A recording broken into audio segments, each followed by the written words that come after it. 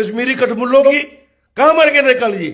क्यों पाकिस्तान का जश्न नहीं मनाया? मुर्दाबाद मुर्दाबाद मुर्दाबाद। मुझे लगता था 3 तलाक से पहले ये मोबाइल पे फोन करके तलाक दे देते थे, तो भैया नमाज भी व्हाट्सएप पे पढ़ लिया करो। जो इस्लाम के खिलाफ उंगलियां उठ रही हैं, उन उंगलियों को अब हमने काटना है। लोंडियां जम्मू में बुर्का पहन के घूमती हैं और वहां पे जैकटें उछाल उछाल के पाकिस्तान जिंदाबाद के नारे लगा रही। कश्मीर के मुसलमानों के बारे में इसने ये कहा कि इन लोगों को दौड़ा के और भगा के मारे। बीजेपी की पॉलिसी ही यही है कि जम्मू कश्मीर के मुसलमानों को मारा जाए। हम नमस्कार दोस्तों, मैं हूं दीपक सिंह, दैनिक सवेरा समाचार से। भाजपा नेता विक्रम रंधावा की तरफ से एक बार फिर से विवादित बयान दिया गया है और जिसके बाद एक विशेष समुदाय की भावना आहत हुई है और प्रदर्शन भी किए जा रहे हैं। लेकिन प्रश्न ये है कि जो रंधावा साहब की शब्दावली थी, इससे पहले भी शब्दावली का कहीं ना कहीं उन्होंने एक प्रेस कॉन्फ्रेंस करके शब्दावली का इस्तेमाल किया था, तो वहाँ पर भी ऐसा लगा था कि ये रंधावा साहब क्या कह रहे हैं। लेकिन अब जो शब्दावली का इस्तेमाल किया गया है उसके बाद बवाल हो गया है और सिर्फ उनकी ही शब्दावली पर हम आज चर्चा नहीं करने वाले हैं। शब्दावली उनकी भी है जो प्रदर्शन कर रहे हैं, जो विक्रम रंधावा के ऊपर कटाक्ष कर रहे हैं और ये कह रहे थे कि इनके ऊपर एफआईआर लॉन्च कर दो। एफआईआर तो लॉन्च हुई है, लेकिन इन दोनों बयानों को हम आपको सुनाना चाह रहे हैं। जो लोग विरोध कर रहे थे उनकी शब्दावली और रंधावा साहब की शब्दावली में क्या अंतर है, इसके ऊपर चर्चा करने जा रहे हैं। पहले आप विक्रम रंधावा के जो शब्द हैं वो सुने। जितने भी लोग इसमें इन्वॉल्व हैं, इनको एक एक को पकड़ के इनकी खाल उधेड़ देनी चाहिए। इनकी वो दुर्दशा करें कि आने वाली नस्लें भी याद रखें कि हिंदुस्तान में रह के हिंदुस्तान के खिलाफ कोई नारेबाजी करनी या दूसरे काफिर मुल्क के पक्ष में हुल्लड़बाजी करने का नतीजा क्या होता है। लेकिन मैं यकीनन कह सकता हूं कि केंद्र सरकार ने इनकी इस हरकत को बहुत गंभीरता से लिया है। ये जो काफिर नासूर कश्मीर के अंदर मैं खास करके कहूंगा, जिन्होंने उस दिन जो हरकत की है, वो मैं देख रहा था 22-22, 23-23 साल की लोंडियां जम्मू में बुर्का पहन के घूमती हैं और वहां पे जैकटें उछाल के पाकिस्तान जिंदाबाद के नारे लगा रही थी। इनको एहसास होना चाहिए और इनके साथ साथ इनके माँ बाप को भी एहसास हो कि हमने किन कुफरों को पैदा किया, हमने कैसी काफिर औलादे पैदा की कि जो हिंदुस्तान का खाती है और अभी पैदा ही नहीं हुई 20, 21, 22 वर्ष की आयु में पाकिस्तान का गुणगान कर रही है। रगों में पाकिस्तान के प्रति स्नेह पाला हुआ है। मुझे लगता है कि एजेंसीज बहुत मुस्तैद हैं, इसको कैजुअली नहीं लिया जा रहा है। यकीनन हमने शुरू से डिमांड की है कि इनकी डिग्रियां तो कैंसिल करनी ही करनी है, इनकी नागरिकता भी कैंसिल करो और इनको मार के इनकी खाल उधेड़ दो, खाल। वो कल एक दूसरे काफिर मुल्क से ये जीता है पाकिस्तान, तब तो इनकी मां मर गई थी सबे कश्मीरी कठमुल्लों की। कहां मर गए थे कल ये? क्यों पाकिस्तान का जश्न नहीं मनाया? बड़ा अफसोस लगता था 3 तलाक से पहले ये मोबाइल पे फोन करके तलाक दे देते थे, तो भैया नमाज भी व्हाट्सएप पे पढ़ लिया करो ना। सड़कों पे क्यों टेढ़े हो जाते हो? नमाज भी व्हाट्सएप पे पढ़ लिया करो, क्यों सड़कों पे कब्जा करते हो आकर? विक्रम रंधावा जी के बयान को आपने गौर से सुना होगा। 2 बातें वो ये कह रहे हैं, एक तो 3 तलाक को लेकर कि 3 तलाक की जो परंपरा थी वो उसका अंत जो है वो भाजपा सरकार ने किया, और दूसरा पाकिस्तान को लेकर नारेबाजी कर रही थी लड़कियां। नारेबाजी करना, उसके ऊपर तो कार्रवाई की गई है, लेकिन ये 2 बयान जो हैं उन्होंने नशर किए हैं, जिसको लेकर इसके अलावा एक वो बात थोड़ी सी इधर उधर कर गए हैं जिसकी वजह से ये सारा बवाल हुआ है। लेकिन जो लोग प्रदर्शन कर रहे थे, जिन लोगों ने रंधावा साहब का विरोध किया है, आप उनकी भी भाषा शैली सुने। वो किस तरह से रंधावा साहब को कटाक्ष कर रहे हैं, किस तरह की शब्दावली का इस्तेमाल कर रहे हैं और क्या इनके ऊपर भी कोई कार्रवाई बनती है या नहीं, जरूर आप सुने और उसके बाद राय भी रखें। मुर्दाबाद मुर्दाबाद मुर्दाबाद मुर्दाबाद मुर्दाबाद मुर्दाबाद। गली गली में शोर है, अरेस्ट करो अरेस्ट करो। गलत अल्फाज कहे, उसने ये कहा कि मुसलमान व्हाट्सएप के ऊपर नमाज पढ़े, वो सड़कों के ऊपर नमाज पढ़ते हैं, उनको मार कर भगाया जाए, उनकी खाल उड़ाई जाए। विक्रम रंधावा, तू सुन ले, शायद तेरे कानों में दम नहीं है, तू वहाँ कुत्ते की तरह एक काफिर में बैठ कर जो है वो बयान दे रहा है। जैसा कि आपको पता है कि आज हमारी सिर्फ एक प्रेस कॉन्फ्रेंस टाइप एक मीटिंग हमने रखी थी, लेकिन काफ़ी इसरार के बाद यहाँ आने का हमारा ये मतलब है कि अब ये पैगाम लोगों तक पहुँचे कि जो इस्लाम के खिलाफ उंगलियाँ उठ रही हैं, उन उंगलियों को अब हमने काटना है। बहुत सब्र जो है वो हो चुका है। ये विक्रम रंधावा जैसा एक खबीस इंसान, जिसने जम्मू में जो बीजेपी का लीडर है और सुना यहाँ का इंचार्ज भी है, अगर ये इस रियासत से बाहर कहीं बात हुई होती तो शायद हम इसको इग्नोर कर लेते, क्योंकि त्रिपुरा के अंदर देखो कितना बड़ा जुल्म हो रहा है, लेकिन हम लोग आज अगर हमारी इस जम्मू कश्मीर के अंदर, इस जम्मू के अंदर फिर रजौरी का एक इंचार्ज वो इस किस्म की बातें करेगा और उसके खिलाफ FIR ना हो, तो फिर हमारा ये प्रोटेस्ट बनता है। अफसोस की बात यह है कि कुछ बातें करते करते लास्ट पे उसने नमाज के ऊपर टिप्पणी की और ये कहा कि ये व्हाट्सएप पे नमाज पढ़े और वहीं उल्टे हो जाएं। गंदी तरह से इसके ये जो अल्फाज थे इसको हम कंडेम्ड करते हैं। दूसरा, कश्मीर के मुसलमानों के बारे में इसने ये कहा कि इन लोगों को दौड़ा दौड़ा के और भगा भगा कर मारेंगे। इस तरह के अल्फाज, अगर कोई एक आदमी किसी समाज का, किसी मजहब का, किसी धर्म का है, अगर उससे कोई गलती होती है वो उसकी ज़ाती गलती है, उससे पूरी उस कम्युनिटी को इन्वॉल्व नहीं किया जा सकता।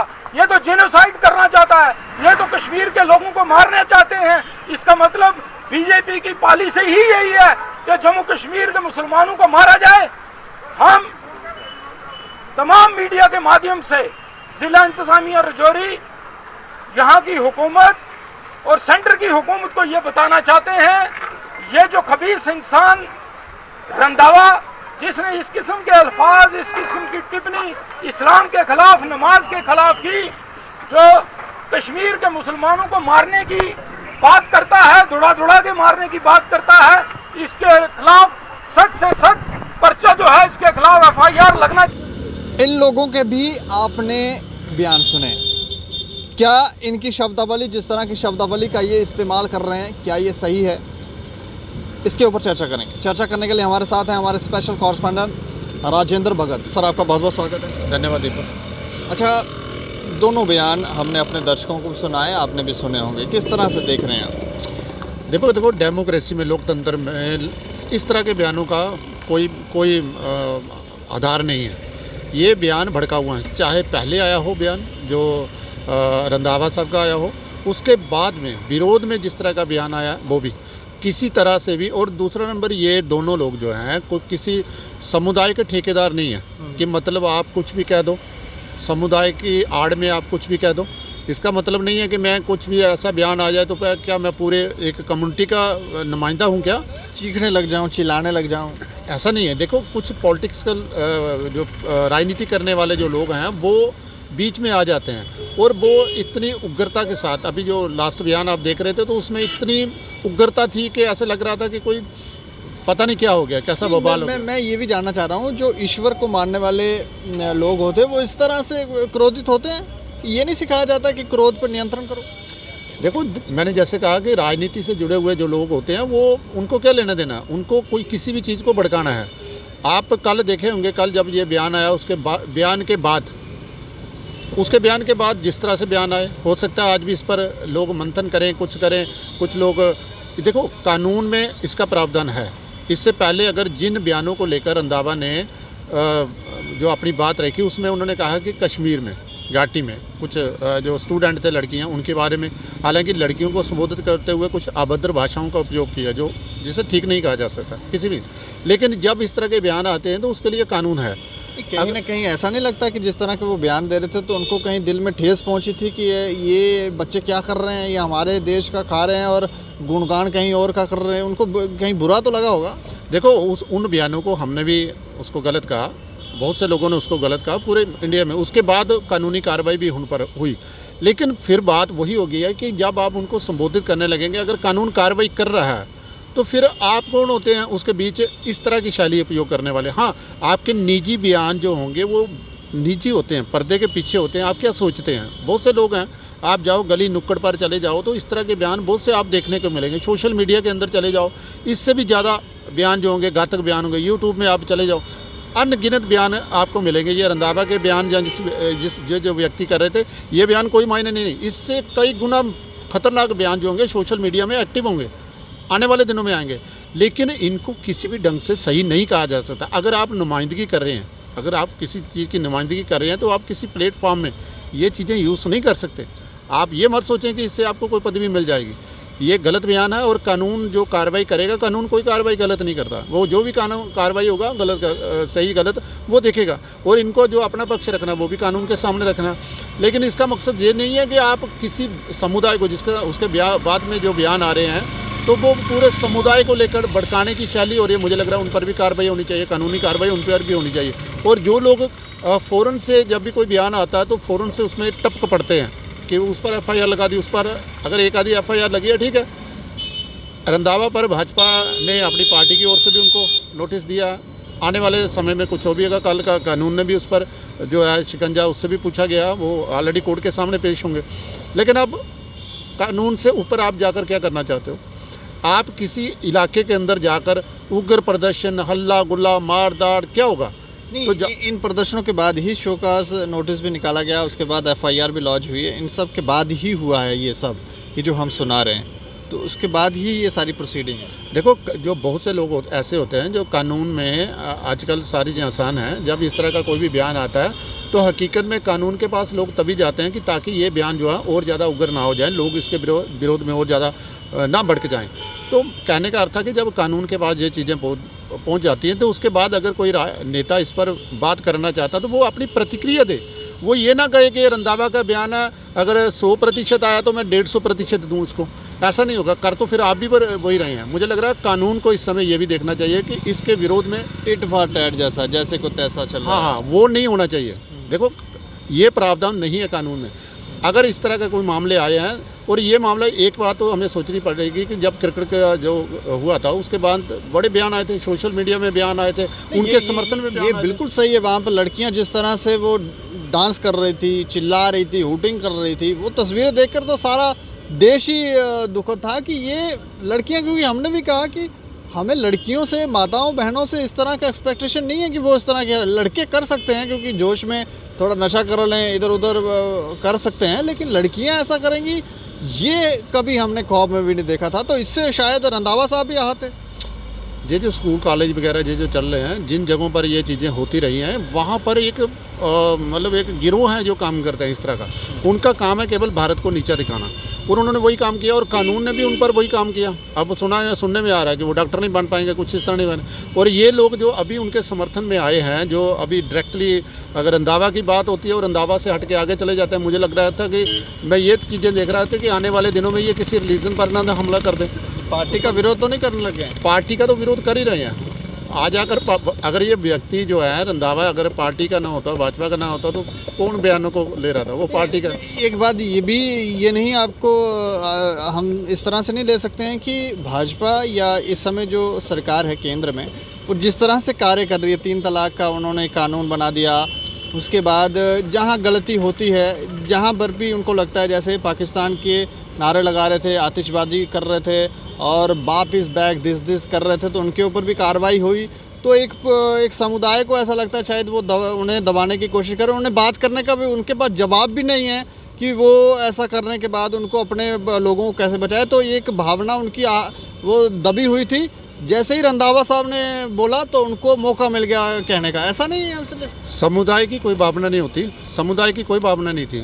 समुदाय लोग आम लोग ही होते हैं, वो भी काम करने वाले हैं, कुछ कर रहे हैं, यहाँ काम कर रहे हैं, उनको कोई लेना देना नहीं है। जब कोई नेता बीच में आ जाता है, मैं खुद कितना देर लखनऊ में रहा हूँ, लखनऊ से बात होती है, वहाँ कितने भाई हैं, हम लोग होटलों में खाना खाते हैं, इतने प्यार से रहते हैं, पूछे मत, इतने प्यार से वो बात करते हैं। वहाँ समुदाय की बात नहीं होती है। मैं खुद सुबह उठता हूँ जब, तो उठने के बाद जब सबसे पहले हम लोग माथा टेकते हैं तो अपने जो कुल देवता होते हैं उनको टेकते हैं। वहाँ पर पंच पीर होते हैं, वो भी तो समुदाय में आते हैं। कौन भाई, कौन सा समुदाय आपने बना के रखा?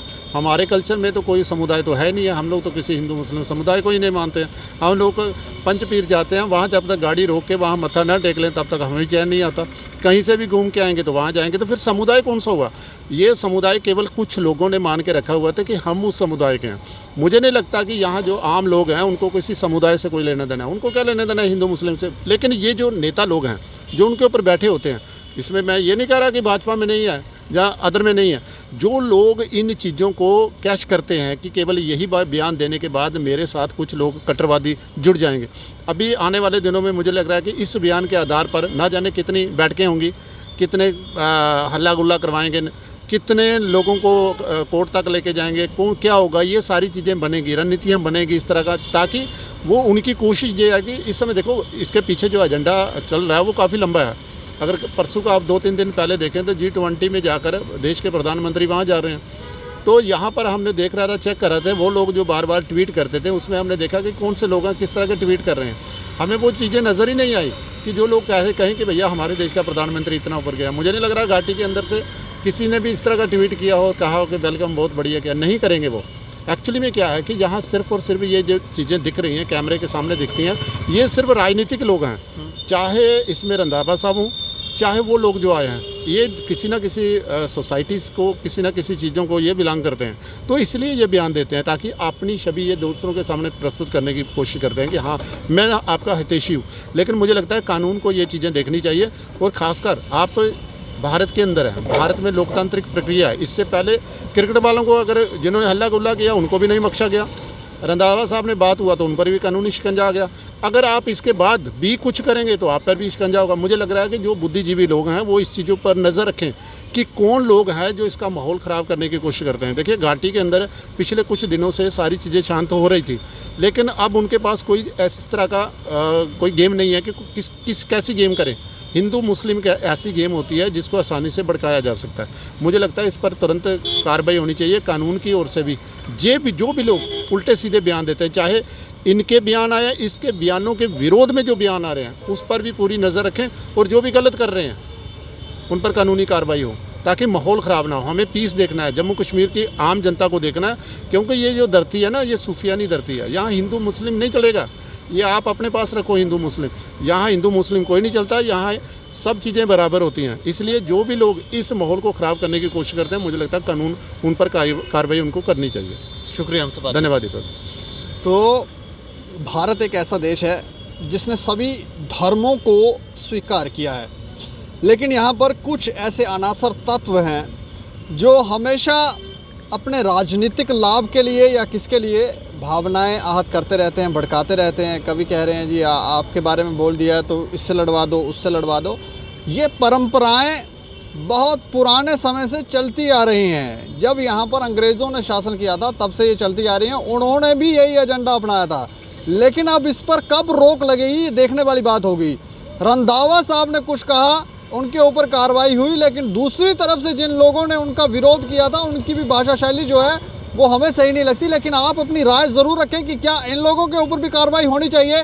और ये जो समुदाय विशेष के लोग होते हैं, एक दूसरे की भावनाओं को आहत हो गई हैं, हमारी भावनाएं आहत हो गई हैं, उसकी भावनाएं आहत हो गई हैं, तो ऐसे करके मामले यहाँ पर उजागर करते रहते हैं और दो कम्युनिटियों को लड़ाते रहते हैं और अपने राजनीतिक फ़ायदे निकालते रहते हैं। इसके ऊपर भी आप अपने विचार ज़रूर रखें और देखते रहें दैनिक सवेरा समाचार। मुझे और मेरे सहयोगी अरुण डोगरा को दें इजाज़त। नमस्कार।